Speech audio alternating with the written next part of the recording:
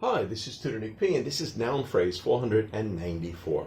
The noun phrase today is dirty laundry, and we got 3 meanings and 3 uses. Okay, somebody wants a screenshot, do it right now. Let's get right to it.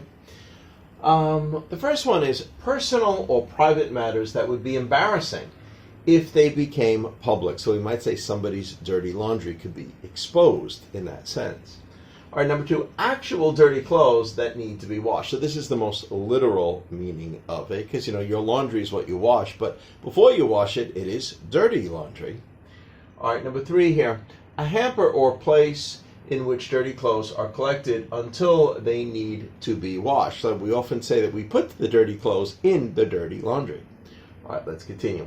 The phrase compares actual dirty laundry to unpleasant secrets or embarrassing personal matters. Okay, we got 4 examples to show just how it's used. Here's the first one. That politician fears his dirty laundry will be exposed, so everyone may know about it one day.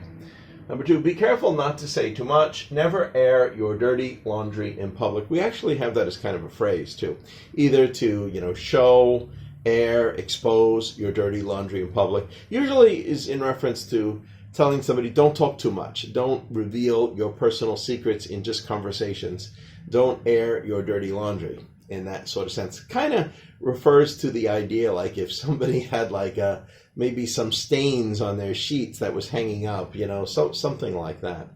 Let's continue. And number 3, the dirty laundry needs to be washed. Well, this is the literal dirty laundry. This is your dirty clothes. And number 4, put these dirty socks in the dirty laundry. Now, this last one is like we might say a hamper, a place that you actually put your dirty clothes until you plan on washing them. Okay, anyway, I hope you got it. I hope it was clear. I hope it was very informative. Thank you for your time. Bye-bye.